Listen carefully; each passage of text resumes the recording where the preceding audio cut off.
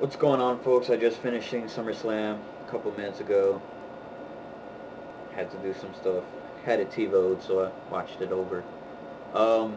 Few things I'm gonna tell you, likes and dislikes, basically ups and downs version of that. Um, Three matches in this card should have been in their respective shows, and the quality of these matches should have been in a Raw and a SmackDown and an ECW show. So, if you don't know what those matches are, let me see. Swagger and MVP, Kane Khali, and Christian Regal. All of those matches should have been on their respective shows.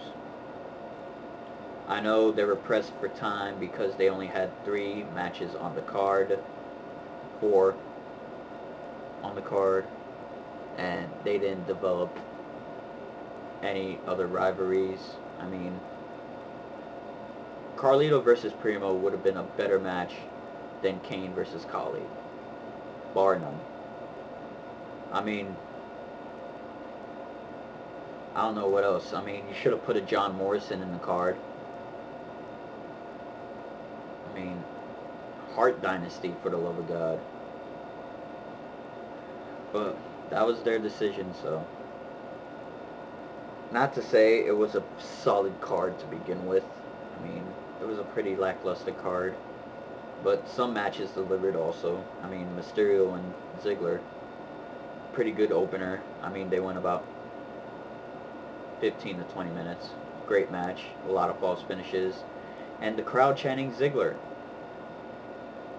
The crowd chanting for Ziggler in the last 5 minutes of the match shocked me, but you know,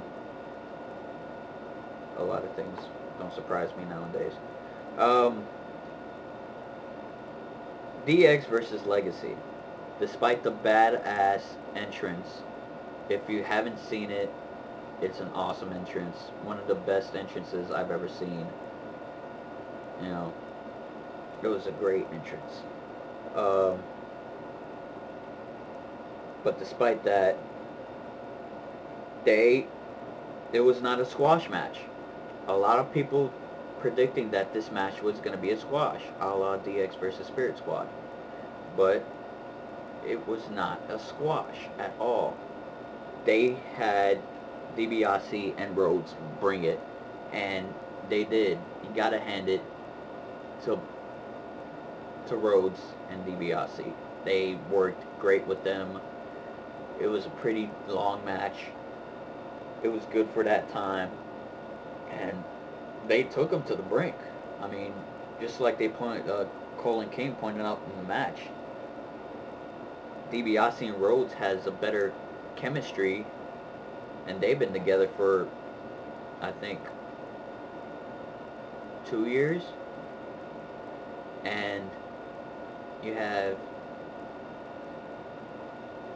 Triple H and Cena Triple H and Shawn Michaels, excuse me, that have been just tagging on and off, and they haven't been together in a tag team match in almost a year. So, who do you think's going to get the advantage? It's not going to be Michaels and Hunter, but it wasn't a squash, which I was glad for that. They made Legacy have a chance to win the match, to upset, to have the upset of the night, and I was glad about that. I There was nothing more I could say about that. It was a great match,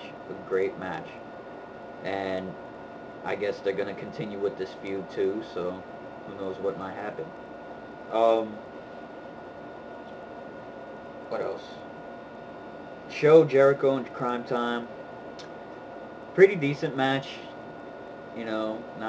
Not a great match between these two teams. But yet you gotta display the dominant team right now, which is Jericho and Show, which have got new entrance music, which tells you that they're going to be champions for a while. And that's about it on that match. I mean, I liked it. It wasn't that great, but it's pretty good nonetheless. Cena and Orton, a.k.a. Restart of Mania. I mean, I lost count on how many restarts they had. I think it was 4 restarts. 4 restarts. A fan running in to stop the referee from Orton tapping out. Mass confusion. The crowd bought into that fan, quote unquote, which we probably all know, or if you don't, is if you could see that as soon as security drug him out, he was hiding his own face. So if you were a fan trying to get into a damn match, you wouldn't hide your own face, right? You would show your face on camera.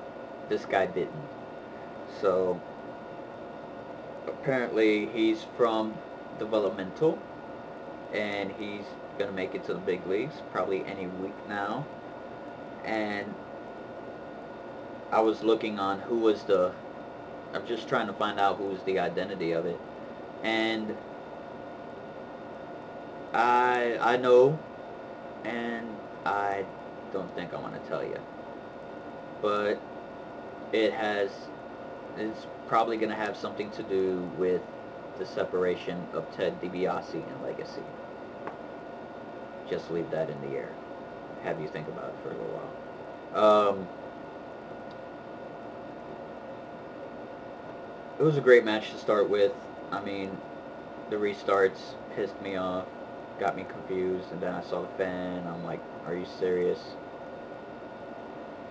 I don't know. It was their better match was SummerSlam 2006. No, 7. My bad. Their better match was the best match they've had, as far as those two are concerned, is the SummerSlam 2007 match. So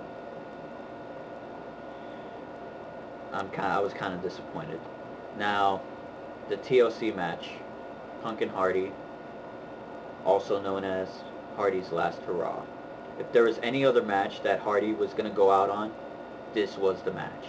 And what a way to go out than with a blaze of glory, or with a swanton off the top of a Shawn Michaels ladder through an announce table. The reason I say Shawn Michaels ladder is because it's the same size ladder that Shawn Michaels had at WrestleMania 22 when he elbow dropped Vince McMahon through the table in trash can. That's why I say Shawn Michaels ladder.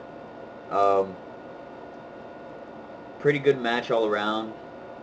There was a lot of chair shots. A lot of chairs being swung in this match. And a sick superplex on the ladder with Punk getting the worst of it. Punk's lower back hit the edge of that ladder, and that had to hurt. Ugh. Another sick spot was that drop slam on the top of the chair. I mean, it looked brutal. I don't know if it felt brutal, but the superplex on the ladder, which Punk got the worst of, and the swanton. Match of the night, hands down. Not because of that spot. I mean, these two